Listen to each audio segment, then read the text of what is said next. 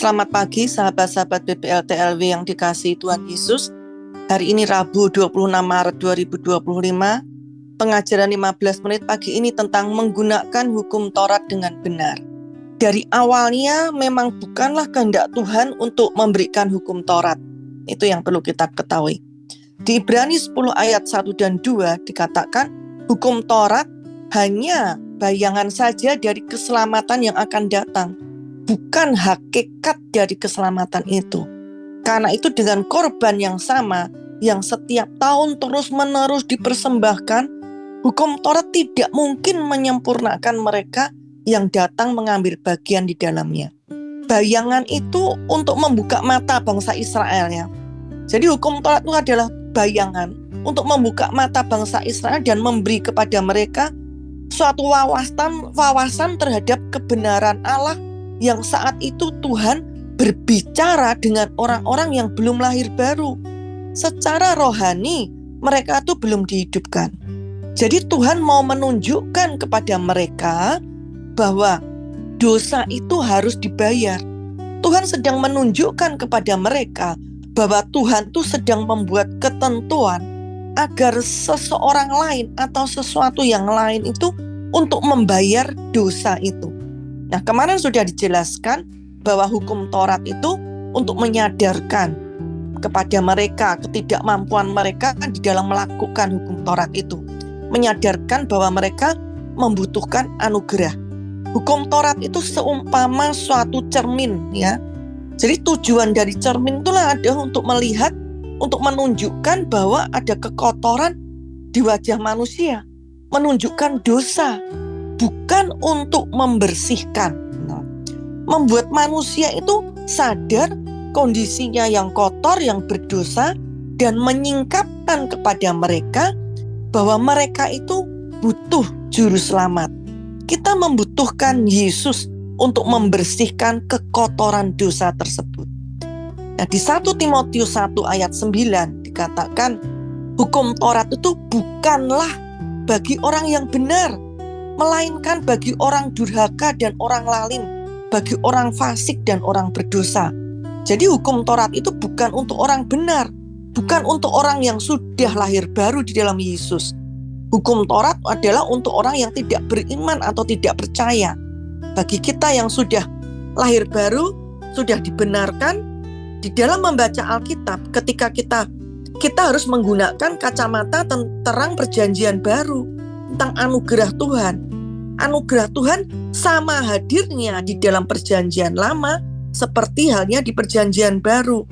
Nah, di dalam hukum Taurat banyak hal-hal juga yang berbicara tentang siapa Tuhan dan mengajarkan kita anugerah dan kemurahan Tuhan juga. Oleh karena itu betapa pentingnya kita menggunakan kacamata perjanjian baru ketika kita membaca Alkitab di dalam kitab perjanjian lama.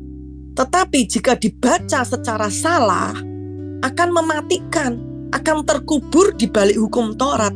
Seperti yang dikatakan di 2 Korintus 3 ayat 7. Paulus menyebut sebagai pelayanan yang memimpin kepada kematian. Nah, selama ribuan tahun orang-orang itu telah menyalahgunakan bagian hukum Taurat dari Alkitab itu untuk mengendalikan dan memanipulasi orang lain. Bahkan sampai sekarang pun gereja tanpa disadari melakukannya. Dengan tujuan adalah memperhamba, mendominasi, menggunakan ketakutan dan penghukuman sebagai alatnya. Manusia telah lama hidup di bawah hukum yang menitik beratkan pada perbuatan diri, kebenaran diri sendiri. Sejak Adam dan Hawa itu memakan buah pohon pengetahuan yang baik dan yang jahat. Yesus mati untuk membebaskan kita dari kutuk hukum tersebut. Tetapi banyak orang yang kembali lagi. Paulus mengingatkan di Galatia 5 ayat 4 bahwa kita lepas dari Kristus jika menempatkan diri kembali di bawah hukum Taurat. Nah, apa yang membuat anugerah Tuhan itu tidak berdampak di dalam hidup kita? Anugerah Tuhan tidak berdampak di dalam hidup kita ketika kita itu kembali terjerat dalam hal-hal agamawi untuk menjadikan diri kita itu benar. dengan kekuatan diri kita sendiri.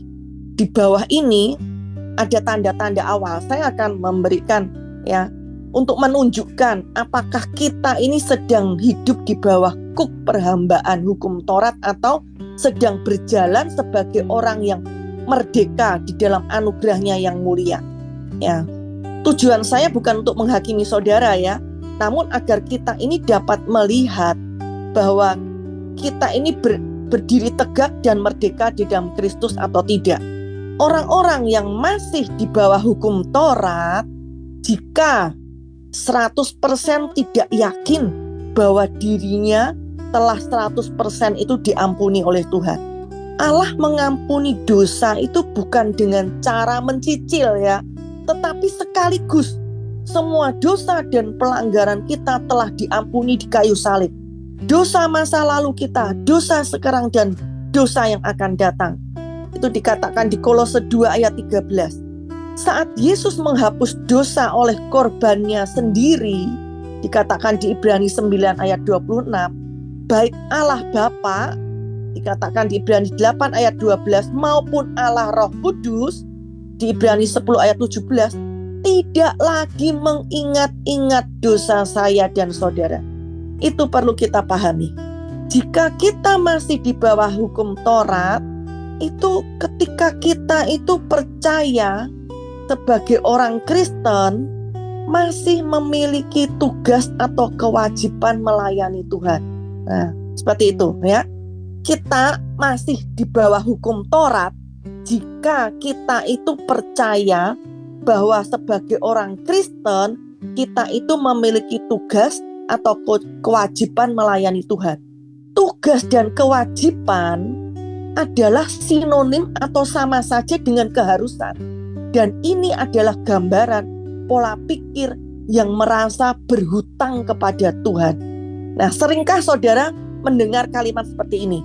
Yesus itu telah melakukan banyak hal untuk saudara. Apa yang akan saudara lakukan untuk dia? Nah, seperti itu. Itu ada tuntutan. Allah telah memberikan kepada kita segalanya. Itu benar. Pernahkah berpikir kenapa? Di Efesus 2 ayat 7 dikatakan dia melakukannya supaya pada masa yang akan datang ia menunjukkan kepada kita kekayaan anugerahnya yang melimpah-limpah sesuai dengan kebaikannya terhadap kita dalam Kristus. Dia tidak sekedar kaya dalam hal anugerah, tetapi kaya berlimpah-limpah. Nah, Tuhan tuh sedang menganggap memberikan itu semua kepada kita, tujuannya itu. Nah, ketika Anda sedang menganggap, kita sedang menganggap murah dan meremehkan anugerahnya, ketika kita berpikir kita memiliki kewajiban atau keharusan untuk membayar kebaikan Tuhan. Padahal Tuhan memberikan itu dengan tujuan untuk kita memberikan dengan anugerahnya yang melimpah-limpah itu. Tujuan Tuhan itu Jadi kita sedang menganggap murah dan meremehkan anugerahnya ketika kita berpikir kita memiliki kewajiban dan keharusan untuk membayar kebaikan Tuhan. Kewajiban kita adalah percaya bahwa Tuhan itu baik dan benar. Melayani Tuhan bukan kewajiban kita. Itu adalah hak istimewa kita. Melayani Tuhan bukan tugas kita. Itu adalah kesukaan kita. Luapan dari hubungan kita dengan Tuhan. Jika kita menganggap bahwa itu kewajiban, suatu tuntutan, maka itu kita akan capek. Kita tidak dengan sukacita. Seseorang masih di bawah hukum Taurat jika kita itu hidup menderita penuh ketakutan dan kecemasan akan perform kita, tentang apa yang kita harus lakukan. Kita tidak merasa aman. Tetapi di bawah anugerah kita hidup dengan penuh kegirangan dan rasa syukur. Kita sebagai anak Bapa selalu merasa aman.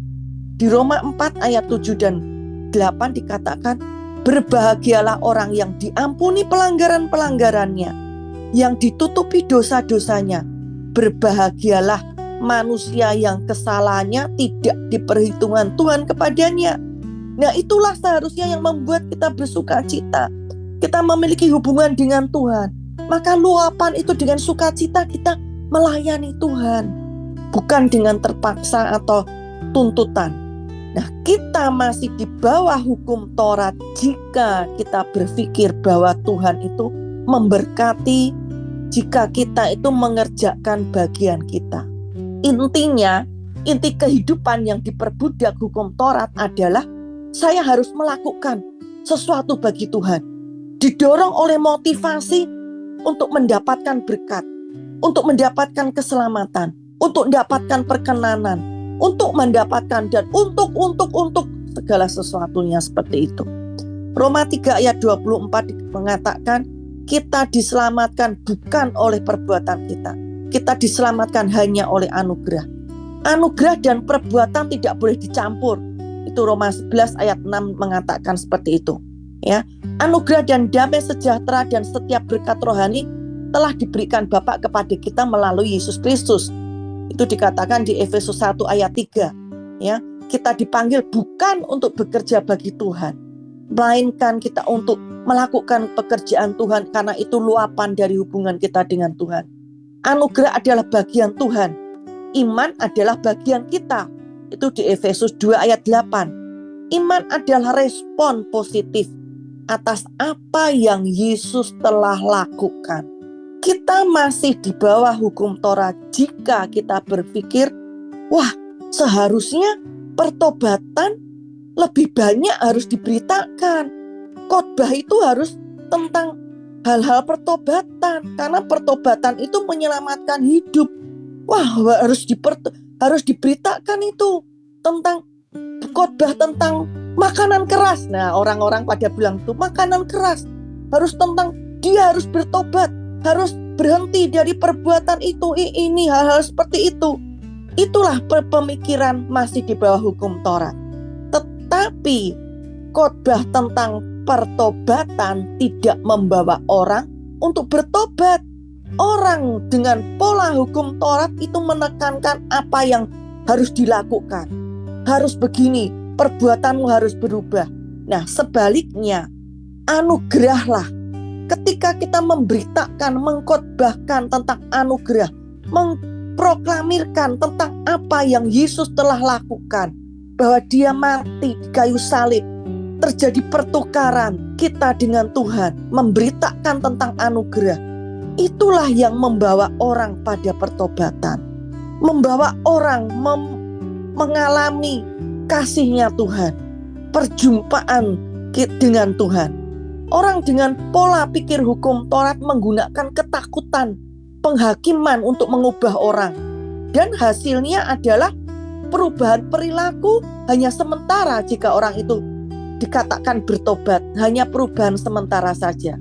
Tetapi anugerah yang mengubah hati sekeras apapun. Jika hati seseorang berubah, maka hidupnya secara otomatis pun berubah. Jadi jika kita ingin orang bertobat permanen, tidak sementara, kabarkan kabar baik, berita Injil, kebaikan Allah, sesuai Roma 2 ayat 4. Bukan dengan penghukuman, bukan dengan menakut-nakuti, dengan mengintimidasi, bukan dengan hal seperti itu. Karena caranya Tuhan itu adalah memberitakan Injil. Itu yang Paulus beritakan juga. Dan harusnya kita mengikuti dengan caranya Tuhan. Kita masih di bawah hukum Taurat jika kita mengira mengikut Yesus adalah tentang menyerahkan sesuatu, penyangkalan diri. Kekristenan adalah tentang pertukaran ilahi, hidup kita dengan hidup Yesus. Yesus menawarkan pertukaran tidak adil. Pertukaran tidak adil. Hidup Yesus bagi hidup kita. Kita menyerahkan diri kita. Kenapa tidak adil? Kita menyerahkan diri kita yang kecil dan penuh dosa, tetapi mendapatkan Yesus dengan segala berkat rohani sebagai balasannya. Bapa dapat berkenan kepada kita karena adanya pertukaran ini. Karena saat Dia melihat kita, yang dia lihat adalah hidup anaknya Yesus. Dan Bapa sangat berkenan kepada anaknya Yesus. Orang yang berorientasi hukum Taurat melihat apa yang harus diserahkan kepada Allah. Tetapi orang yang mengerti anugerah Tuhan melompat dengan kegirangan karena melihat pada apa yang disediakan Allah. Berhentilah berpikir tentang apa yang harus Anda serahkan. Mulailah, mari kita bersukacita atas apa yang telah Dia berikan. Sampai di sini pengajaran 15 menit. Tuhan Yesus memberkati.